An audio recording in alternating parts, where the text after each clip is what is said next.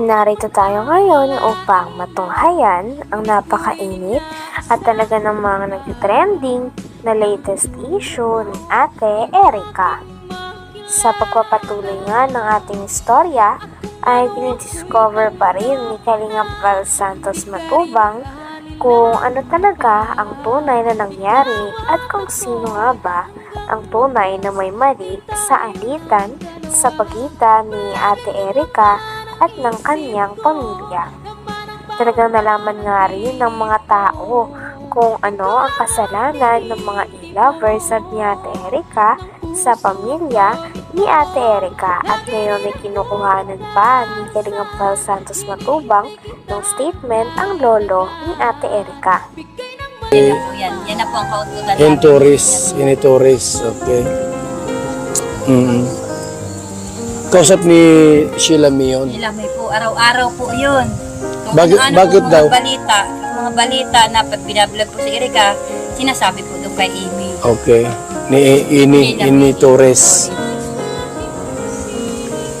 So, ngayon, anong nangyari ay parang winakwak nila, parang winakwak nila itong si Erica at Sheila May ni Amy Tunyakaw Torres. Tunyakaw Torres. Ano tayo ang pinaka-mensahe mo talaga tayo yung pinaka-ano po problema talaga tayo? Yung hinanakit mo kung bakit humantong sa ganitong awayan? Ayon naman kay Lolo Miguel, yung talagang mensahe niya din kay Ate Erica at isa sa mga hinanakit nito ay hindi marunong tumanaw ng utang na loob si Ate Erica, pati na rin ng kanyang ate. Sapagkat bilang mga tao na nagpalaki, nag-aruga at talaga namang naghirap na palakihin si Ate Erica, ay masakit para sa lolo at lola niya na basta-basta na lamang nila itong tatalikuran. Na-ospital nga ang lola ni Ate Erica, ngunit masakit pa dito ay hindi man lamang nila ito pinuntahan o dinalaw. Talagang nagpapakita din ito na wala ng pake si Ate Erica at si Sheila May na kanyang ate sa pamilya na talaga namang nag-aruga at nagpalaki nung sila ay bata pa. Sa amin yan. So parang parang pinalimutan kayo nila Sheila May, nila Erica, pero pinalimutan kayo. Hinanakit mo doon. Sana man lamang tumanaw ng utang na loob. Ang inulan yun, nasa ospital, di man lang damayan. Kaya, nasa ospital, nasa kasayahan sila, nasa paliguan. Kung sino-sinong kaakit. Yung lula niya, nagtatalin ng dulo, naging sa isang... Hindi ba kayo bibigyan ng pera? Nila Sheila May? Wala po yan. Erica? Wala po yan. Kailan kayo huli binigyan ng pera? Nung nakabablog pa kami kay Ram. Ay, kay Kalingap Rab, yung binablog pa kayo. Yung mismo galing sa kanila na galing sa nila Erica, nila Sheila May, galing kay John A. Ay, wala po akong ganun. Wala kayong binigyan? Naibigay lang sa akin pera. Pag yung ibinili ko talaga ng sangkap ng bahay nila at inutusan ako nila. Hindi mo naman sa iyo yun. Hindi sa akin. Hindi sa iyo. Hindi sa akin. So wala talagang binigay sa inyo. Hindi lang naman. Ngayon, bakit po humantong May pruweba nga ang tita ni Ate Erica na sinasabihan silang mga gutom na aso ng mga tao na kakampi ni Ate Erica. Kaya naman pinakita ng tita ni Ate Erica ang chat na ito sa kanila. Dahil dito ay mas lalo pa nga nagagalit si Lolo Miguel kay Ate Erica, pati na rin sa kanyang ate at sa mga tao na kumakampi pa dito. Dahil sila na nga daw ang iniwan at talagang hindi nirespeto dahil umalis daw ang dalawa sa bahay nila nang walang paalam at hindi na nga sila binibisita pagkatapos nilang palakihin ng mga ito at paaralin. Ngunit in return nga ay walang natatanggap na tulong sila Tatay Miguel galing kay Ate Erica, tulad ng mga pinapakalat nila na susustento pa daw sila Ate Erica sa kanila. Yung halimbawa, nagpapalabas po sila ng mga bagay-bagay na kay Erika po na para sumikat at gusto nila, mag-agree pa rin si Papa na totoo, nakakatanggap kami ng pera, totoo na kay Papa ang pera. Hindi naman. Kahit hindi naman po. Yun lang po yung inaano ko, point ko po doon na gusto ko po malinis yung pagbibintang po. Siyempre po yung mga tao po nakakaalam na akala po nila nasa amin po ang pera, kala Papa po. Kaya Kuya Bal, ganyan nangyayari. Kaya ganyan ginagawa sa amin. Dahil doon sa sasabing pira na dahil sa amin buwan-buwan, sila ang kumukuha. Ang biyabato, nasa amin. Wala naman sa binibigay. Kaya Wala. sumikat, magkaroon silang pira. Kaya ganyan yung sabihin nila. Bigyan sila ng bigyan sa kanila. Hindi mabibigyan yung ulan niya. Giyagamit lang ako. Giyagamit ko yung mag-asawa. Si ano ang stand Region A? Okay naman sa kanila? Okay naman sa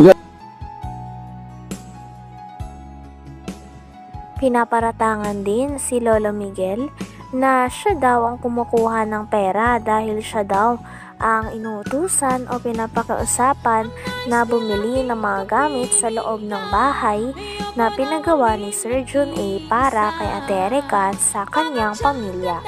Ngunit kiit naman ni Lolo Miguel ay wala naman daw napupunta sa kanya sapagkat pinapabili lang daw siya. At kapag pinabili daw siya ng gamit ay binibili niya naman daw talaga ng walang labis at walang kulang.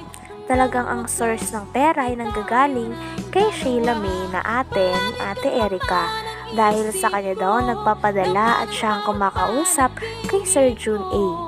Sabi pa nga ni Kalingap Val Santos Matubang ay may tuturing talaga na parang buhay prinsesa si Sheila May dahil stand Region A. nag-autos ito. Okay naman sa kanila? Okay naman sa kanya na kahit tumulong siya kay Erika, kina Sheila May, tapos kayo, ano problema? Okay lang Region A yun? Nung wala sa kanya? At nag-uurosap naman po sila. Kwarto ko, naalis sila, napunta doon sa bomba. Kasi nag-uusap matagal, di ba? Nakikialam. Kala ko kung ano lang ang pinag-uusapan nila Sa telepono. sa cellphone. Buti may signal dito. Meron kami May wifi dito. So wala pa itong bahay, dito sila nag-i-stay, nakatira. nag-kiss ko, hindi lang. Sino naglagay ng wifi sa inyo? Ikaw nagpa-wifi ka? Okay, so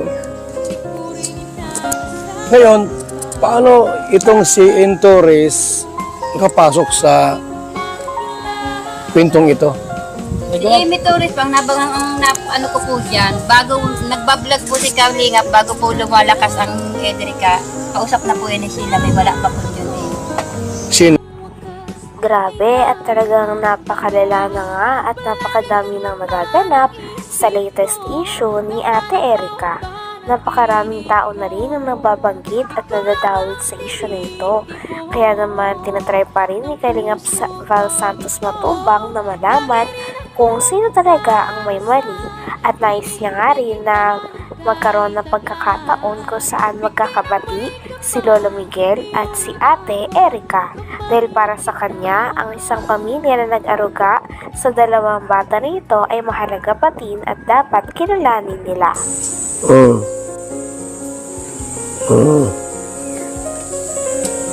Okay, so may mga hindi magandang salita, no? Hindi ko po ini-erase, para po may patunay po ako na talagang kaya po ako nag-video dahil nasasaktan din po ako sa mga sinasabi nila.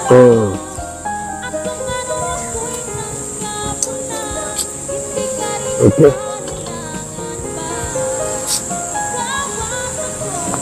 Ang ano po, sila sigaw at reklamo, hindi daw karapatan ni Erika na kayo itulungan, hindi ng lulo.